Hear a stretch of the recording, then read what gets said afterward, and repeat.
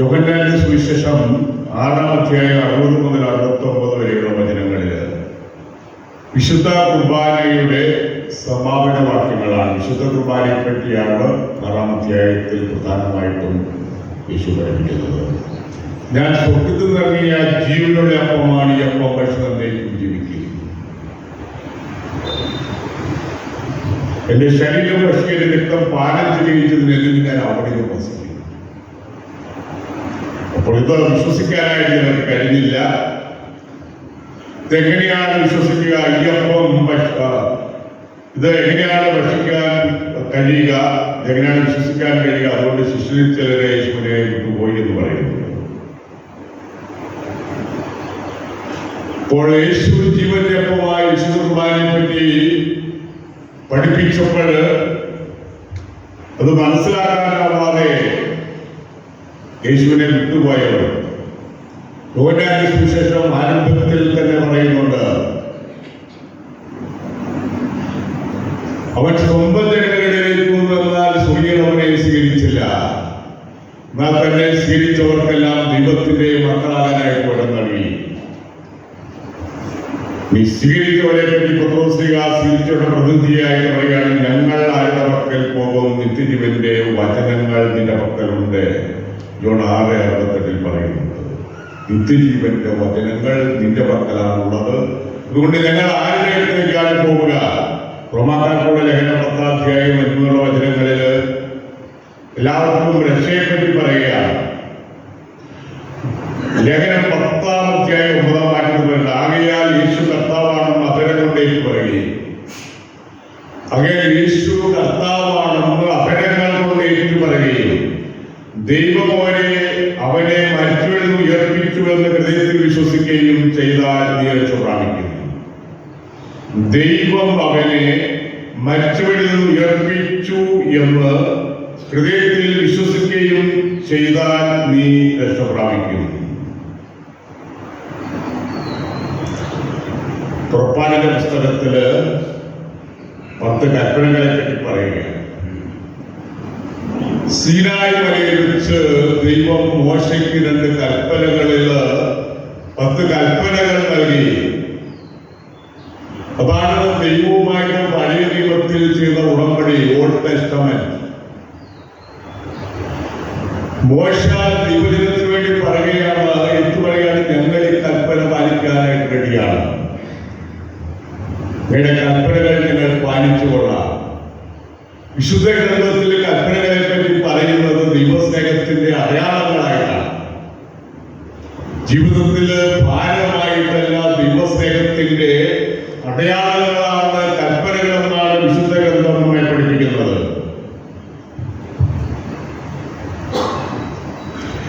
നിങ്ങൾ കൽപ്പനകൾ പാലിച്ചാൽ എനിക്ക് ഏറ്റവും പ്രിയപ്പെട്ട ജനതയായിരിക്കും.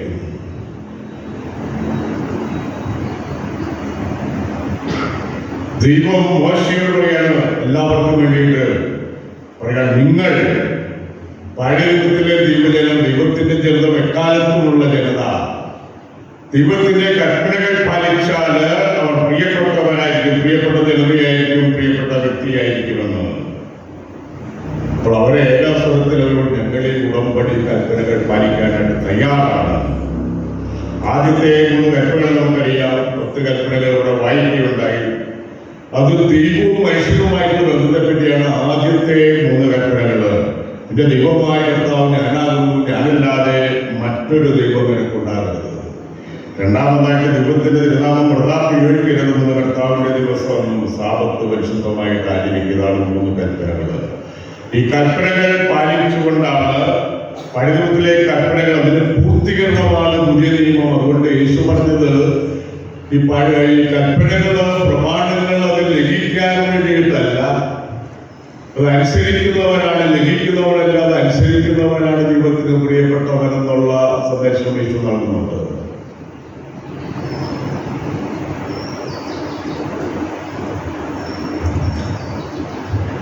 പിന്നെ ദൈവമായ കർത്താവ്, നിയമാവർത്തന പുസ്തകം 6 ദൈവമായ കർത്താവിനെ പൂർണ്ണ ഹൃദയത്തോടും പൂർണ്ണ മനസ്സോടും സർവശക്തിയോടും കൂടി സ്നേഹിക്കണമെന്നാണ്. എന്നുവെച്ചാൽ പൂർണ്ണ ഹൃദയത്തോടെ, പൂർണ്ണ മനസ്സോടെ സർവശക്തിയോടുകൂടി ദൈവത്തെ സ്നേഹിക്കണം എന്ന് വെച്ചാൽ, ചുരുക്കത്തിൽ പറഞ്ഞാല് മനുഷ്യ വ്യക്തിയുടെ ജീവിതത്തിലും ഹൃദയത്തിലും പ്രഥമ പ്രധാനമായ സ്ഥാനം ദൈവത്തിനുള്ളതാണ് എന്നതാണ് സൂചിപ്പിക്കുക. ദൈവത്തിൽ വിശ്വസിക്കുക, ദൈവത്തിൽ പ്രത്യാശ വയ്ക്കുക, ശരണപ്പെടുക, ദൈവത്തെ സ്നേഹിക്കുക. നിന്റെ ദൈവമായ കർത്താവിനെ മാത്രമേ ആരാധിക്കാവൂ. പ്രാർത്ഥനയും ആരാധനയും ഒക്കെ ദൈവത്തിനാണ് പ്രധാനമായിട്ടും നമ്മൾ ചെയ്യേണ്ടത്. നമ്മൾ ദൈവസന്നിധിയിൽ ചെയ്തിട്ടുള്ള വാഗ്ദാനങ്ങൾ നിറവേറ്റാനും നന്ദി പറയാനും ദൈവത്തെ സ്തുതിക്കാനും ആരാധിക്കാനും പ്രാർത്ഥിക്കാനും നമുക്ക് ദൗത്യവും കടമയുണ്ട്. നീ ആരാധനയെ പറഞ്ഞു കഴിഞ്ഞാൽ വ്യക്തിക്ക് പ്രാർത്ഥിക്കാൻ കഴിയുന്നു. വ്യക്തി തന്നെ പ്രാർത്ഥിക്കുന്നു. വഴിയിലിരുന്ന് തന്നെ പ്രാർത്ഥിക്കുകയാണ്, വീട്ടിലിരുന്ന് പ്രാർത്ഥിക്കുകയാണ് വ്യക്തി തന്നെ. അതുപോലെ സമൂഹം എന്നുള്ള നിലയിലുള്ള പ്രാർത്ഥന, കുടുംബത്തിലെ എല്ലാ അംഗങ്ങളോടും കൂടി പ്രാർത്ഥിക്കുമ്പോൾ ഒരു ചെറിയ സമൂഹമാണ്. ദിവാലയത്തിലേക്ക് വന്ന് പ്രാർത്ഥിക്കുമ്പോൾ ഇടവകാല സമൂഹം ഒന്നിച്ച് പ്രാർത്ഥിക്കുകയാണ്. വിശുദ്ധ ബലിയർപ്പണത്തിലും മറ്റ് പ്രാർത്ഥനകളിലും നമ്മൾ കുർബാനയ്ക്ക് മുമ്പായിട്ട് സഭയുടെ പ്രാർത്ഥനയായ നമസ്കാരത്തിന്റെ സപ്രാപ്രാർത്ഥന ചെല്ലുന്നുണ്ട്. അപ്പോൾ അതിൽ ഉച്ചയാർന്നുകൊണ്ട് ആ പ്രാർത്ഥനകളൊക്കെ ശ്രദ്ധിച്ചുകൊണ്ട് അതിൽ പങ്കെടുക്കാനായിട്ട് നമുക്ക് കഴിയണം. ഈ പ്രമാണം അനുസരിച്ച് അന്ധവിശ്വാസങ്ങൾ പാടില്ല. യഥാർത്ഥ ദൈവത്തിന് നമ്മൾ നൽകുന്ന ആരാധനയിൽ നിന്നും വേർതിരിഞ്ഞു പോകലാണ് അന്ധവിശ്വാസം എന്ന് പറയുന്നത്. ഒന്നാം പ്രമാണത്തില് നമ്മൾ ചെയ്യാൻ പാടില്ലാത്ത കാര്യങ്ങളാണ് മറ്റ് ദേവന്മാരുടെ ആരാധന, അവരെ വിശ്വസിക്കുക, ആരാധിക്കുക, അങ്ങനെയുള്ള പങ്കെടുക്കുക. അപ്പൊ അങ്ങനെയുള്ള കാര്യങ്ങള് അന്യദേവന്മാരുടെ പുറകെ പോവുക. അത് ഇസ്രായേൽക്കാർക്കുണ്ടായിരുന്നു. ബാലിന്റെ പുറകെ പോയ ആളുകൾ അന്നുണ്ടായിരുന്നു ഇസ്രായേൽക്കാര്. അപ്പോൾ അവര് പഴയ ദൈവത്തെ യാഹ്വേ എന്നാണ് വിളിച്ചത്. എന്നാൽ ആ നാട്ടിലുള്ള ആളുകളുടെ ആരാധനയും ക്രമവുമായിട്ട് പോയിട്ടുള്ള ആളുകളുണ്ട്. അതേപ്പറ്റി വിശുദ്ധ പ്രവാചകന്മാര് വിചാരമായിട്ടാണ് കണക്കാക്കുന്നത്. അപ്പോൾ യാഹ്വേയുടെ ആരാധനയിൽ നിന്നും മാറി അന്യദേവന്മാരുടെ പുറകെ പോയ പഴയ ജനതയെ അവരെ അവിശ്വസ്തത കാണിച്ചു. വിചാരം പറഞ്ഞാൽ അവിശ്വസ്തത കാണിച്ചു എന്നുള്ള രീതിയിലാണ് പ്രവാചകന്മാര് ശക്തമായ ശൈലിയിലും ഭാഷയിലും പ്രവാചക ഗ്രന്ഥങ്ങളിൽ പ്രതിപാദിക്കുന്നത്.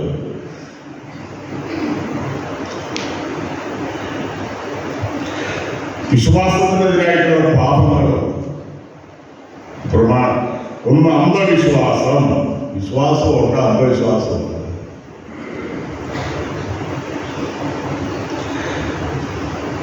യുക്തിക്ക് ചേരാത്ത വിശ്വാസമാണ് അന്ധവിശ്വാസം എന്ന് പറയുന്നത്. ആന്തരികതയില്ലാത്ത ബാഹ്യ അനുഷ്ഠാനങ്ങൾ. ഈ അന്ധവിശ്വാസങ്ങളിൽ ചിലതൊക്കെ നമ്മുടെ ഇടയിലുണ്ട്. പൂച്ച വിലങ്ങനെ ചാടി കുഴപ്പമാണ്, പല്ലി ചിലച്ചു സത്യമാണ്, വലതുകാലം വെച്ചാണ് പെണ്ണ് കയറേണ്ടത്. പെണ്ണുമല്ല കല്യാണമായി കൊടുത്തു. വലതുകാലം വെച്ച് കയറണം, ഇല്ലെങ്കിൽ കുടുംബത്തിന് കുഴപ്പമാണ്. ഒന്ന് പിഴച്ചാൽ മൂന്ന് പിഴയ്ക്കും. തുമ്മിയാല് ആരോ പറയുന്നുണ്ടെന്നാണ് ചിന്ത.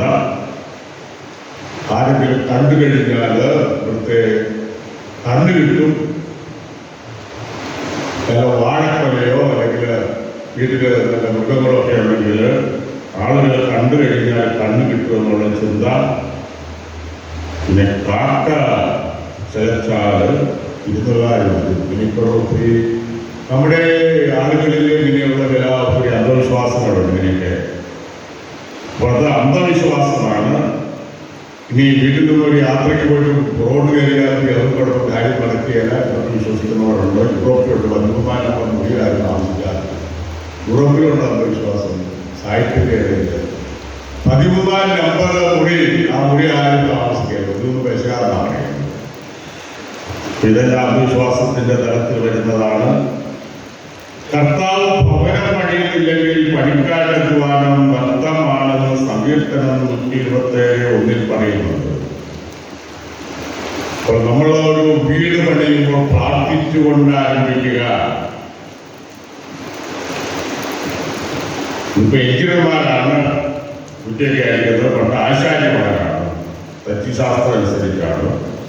പിന്നെ അത് ചില അന്ധവിശ്വാസം, എൻ്റെ സമയമുണ്ട്, രാഹുകാലം, എൻ്റെ കാലങ്ങളുണ്ട്.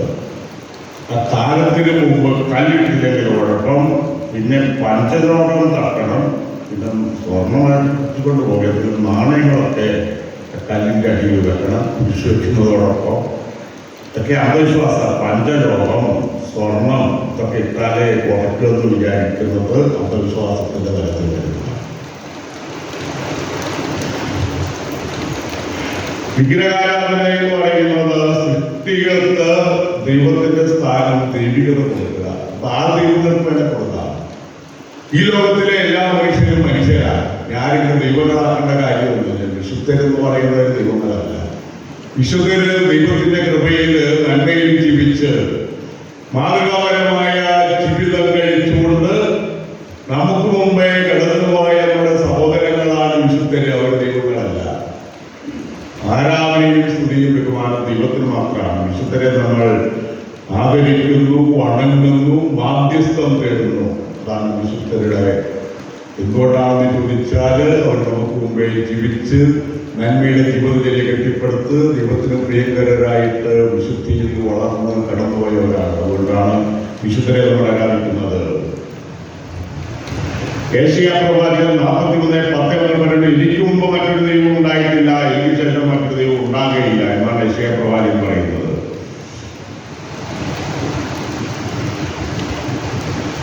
അതുപോലെ സാത്താൻ സേവ പണം വർദ്ധിക്കണമെങ്കിൽ ഇരിക്കട്ടെ. സാത്താൻ സേവ ഈശ്വരൊക്കെ എങ്ങനെ സേവിക്കുന്നവരൊക്കെ ഉണ്ടെന്ന് അറിഞ്ഞുകൂടെ, അങ്ങനെയൊക്കെ പറയാം. ബ്ലാക്ക് മാസ് എന്നുവെച്ചാൽ നമ്മുടെ വിശ്വാസങ്ങൾക്കെല്ലാം എതിരായിട്ടുള്ളതാണ് ബ്ലാക്ക് മാസ് എന്ന് പറയുന്നത്. വിശുദ്ധ കുർബാന തട്ടിക്കൊണ്ടുപോയി ബ്ലാക്ക് മാസിന് ഉപയോഗിക്കുന്ന രീതികളുണ്ട്. അങ്ങനെ കെണികളിൽ വീണ കുട്ടികളുണ്ട്, ടൗണിലൊക്കെ ഇങ്ങനെ ചുരുക്കം ഗ്രൂപ്പുകളുണ്ടെന്നൊക്കെയാണ് നമ്മൾ വായിച്ച് മനസ്സിലാക്കുന്നത്. ഇങ്ങനെ ബ്ലാക്ക് മാസ് ഇങ്ങനെയുള്ള കാര്യങ്ങൾ പോകാൻ ഒരിക്കലും പാടില്ല എന്നുള്ളതാണ്. ഈ സ്വയം പൂജ എന്ന് വെച്ചാൽ സ്വാർത്ഥ സ്നേഹം, സ്വന്തം കഴിവ്, സൗന്ദര്യം, സമ്പത്ത്, വീട്, ഇതിലൊക്കെ അഹങ്കരിക്കുക. എനിക്കതിന് പൊക്കമുണ്ട് അഹങ്കാരം, എനിക്ക് സുന്ദരിപ്പട്ടം കിട്ടിയതാണ് അഹങ്കാരം, ഇത് സമ്പത്തുണ്ട് അഹങ്കാരം, എനിക്ക് എല്ലാത്തിനും 2 നില വീടും 1 നില വീടും ഉള്ള പലർക്കും വീടുമില്ല, എനിക്ക് 3 നില വീടുണ്ട് അഹങ്കാരം, 3 കോടിയുടെ വീടായിട്ടുള്ളത്. അങ്ങനെ ആരും അഹങ്കരിക്കേണ്ട. തമ്പുരാൻ വെച്ചാൽ പിന്നെ 2 ദിവസം 3 ദിവസമൊക്കെ ഇവിടെ കാണുമ്പോൾ മാക്സിമം, പിന്നെ ഉള്ളത് സുഖത്തേക്ക്. അതുകൊണ്ട് ആരും അഹങ്കരിക്കേണ്ട. വീടിന്റെ കാര്യത്തിലോ സമ്പത്തിന്റെ കാര്യത്തിലോ ആരോഗ്യത്തിന്റെ കാര്യത്തിലോ വിദ്യാഭ്യാസത്തിന്റെ കാര്യത്തിലോ ഒന്നും അഹങ്കരിക്കേണ്ട. എല്ലാവരുടെയും സ്ഥിതി ഒരുപോലെ തന്നെയാണ്. അതുകൊണ്ട് 1 കൊരിന്ത്യർ 15:10 പൗലോസ്, ഞാൻ എന്തായിരുന്നു ദൈവകൃപയാലാണ്, എന്റെ നേട്ടവുമല്ല, സ്വന്തം കഴിവിൽ അഹങ്കാരം പാടില്ല, ഞാൻ എന്തായിരിക്കുന്നത് ദൈവകൃപയാലാണ്. എന്റെ സുഹൃതം, ത്യാഗജീവിതം, പ്രാർത്ഥന, ഉപവാസം, നന്മ പ്രവർത്തികൾ, ഇതെല്ലാമാണ് ദൈവത്തിന്റെ മുമ്പിൽ വിലയും നിലയുമുള്ളത്. ലൂക്ക് 1:52 പറയുന്നുണ്ട്, അവിടുന്ന് ഹൃദയ വിചാരത്തിൽ അഹങ്കരിക്കുന്നവരെ ധരിച്ചു, ശക്തന്മാരെ ഉയർത്തി, എളിയവരെ ഉയർത്തി, ശക്തന്മാരെ താഴെ കിടക്കുന്ന. റോമാക്കാരുടെ ലേഖനം 12-ാം അധ്യായത്തില് ഉള്ളതിലധികം മേന്മ ആരും വിചാരിക്കരുത്, ശ്രദ്ധ പിടിച്ചു വയ്ക്കാൻ വേണ്ടിയിട്ട് ആഭരണക്രമം, സ്വർണ്ണാഭരണങ്ങൾ അമിതമായിട്ട് അണിയുക, ഫാഷൻ ഡ്രസ്സുകള്, സ്വർണ്ണ ഉടുപ്പ്, സ്വർണ്ണ ഉടുപ്പ് അടയ്ക്കേണ്ടി വരും, മേടിച്ച് സ്വർണ്ണ ഉടുപ്പിട്ടല്ല അങ്ങനെയാണ് തള്ളമാർ തട്ടിക്കുന്നത്.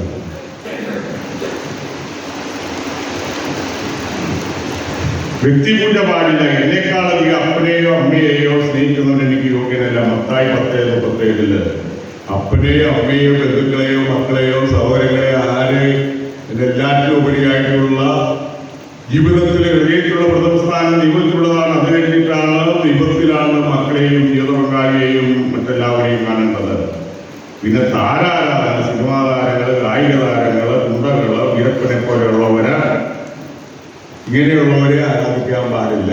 കായിക താരങ്ങള്, ഇതേ പാടില്ലാത്ത ധനമോഹം. ഒരു വിഗ്രഹാരം ധനമോടെ ജീവിതത്തിന് ആവശ്യമുള്ളതാണ്. ധനത്തെ ലക്ഷ്യമായിട്ട് സ്വരൂപിച്ചു കഴിയുമ്പോൾ ധനം ചെലവഴിക്കാനുള്ളതാണ്. ഇതെല്ലാം കൂടെ ചെലവഴിച്ച് തൂത്തടിച്ചിട്ട് വീട്ടിൽ എല്ലാം നശിപ്പിക്കാനുള്ളതല്ല. ഉള്ളതൊക്കെ കാത്തു സൂക്ഷിക്കണം, ജീവിക്കണം, ന്യായമായ രീതിയിൽ ജീവിക്കണം. എല്ലാത്തിനും ഈ അക്വിനാസ് പറയുന്നത് മേജർ സ്ഥാപനം എല്ലാവരും മധ്യത്തിലായിരിക്കണം. അത് വിശുദ്ധനുമായിരിക്കരുത്, ധാരാളിയായിരിക്കരുത്. എന്നാൽ എല്ലാ കാര്യങ്ങളും നടക്കണം. ഇനി ഭാവി പ്രവചനം. ദൈവത്തില്ലാതെ ആർക്കാ ഭാവി അറിയാവുന്നത്? ഭാവി പ്രവചനത്തിനുള്ള അതാണ് ആഭിചാരം എന്ന് പറയുന്നത്. പിന്നെ മന്ത്രവാദം, മന്ത്രച്ചരട്, ശുദ്രം, ശകുനം, കൂടാത്രം, ജാതക എഴുതിക്കല്, കമ്പ്യൂട്ടർ ജാതകം, നക്ഷത്രഫലം, അരൂപിസേവ, അതീന്ദ്രിയ ദർശനം, ഇങ്ങനെ കുറെ അന്ധവിശ്വാസങ്ങളുണ്ട്. ഈ പ്രമാണ ലംഘനമാണ്. ആരെങ്കിലും വിശ്വസിക്കുന്നുണ്ടെങ്കിൽ അത് ലംഘനമാണെന്ന് മനസ്സിലാക്കിക്കൊള്ളുക. ഒരു പ്രമാണം അനുസരിച്ച് ദൈവത്തിലാണ് നമ്മൾ വിശ്വസിക്കേണ്ടത്. ഇങ്ങനെയുള്ള ഭാവി പറയുന്നവരിലല്ല. ഭാവി പറയുന്നവരെല്ലാം പറയുകയായിരുന്നെങ്കിൽ ഇവിടെ ഈ വലിയ നേതാക്കന്മാരെയൊക്കെ, ലോകത്തിലെ രാഷ്ട്രത്തലവന്മാരെ, രാജാക്കന്മാരെയൊക്കെ കൊണ്ടുതന്നിട്ടില്ല. ഒത്തിരി ഇങ്ങനെ ഭാവി പറയുന്നവർ ഇങ്ങനെയുള്ള ആളുകളൊക്കെ ആ രാജ്യങ്ങളിലുണ്ടായിരുന്നു. ആരെങ്കിലും പറഞ്ഞില്ല. ആർക്കും തീർച്ചയായിട്ടും പറയില്ല. ഭാവി ദൈവത്തിന്റെ കരങ്ങളിലാണ്. അതുകൊണ്ട് പ്രത്യാശയോടുകൂടി പ്രാർത്ഥനാ ജൂബിയിൽ ദൈവം നല്ലത് വരുത്തും പ്രാർത്ഥിച്ചുകൊണ്ട് നമ്മൾ ഓരോ ദിവസവും ദൈവസന്നിധിയിൽ സമർപ്പിച്ചുകൊണ്ട് നീങ്ങുക. ദൈവം നമ്മെ കാത്തുകൊള്ളും. പിതാവിന്റെയും പുത്രന്റെയും പരിശുദ്ധാത്മാവിന്റെയും നാമത്തിൽ ആമേൻ.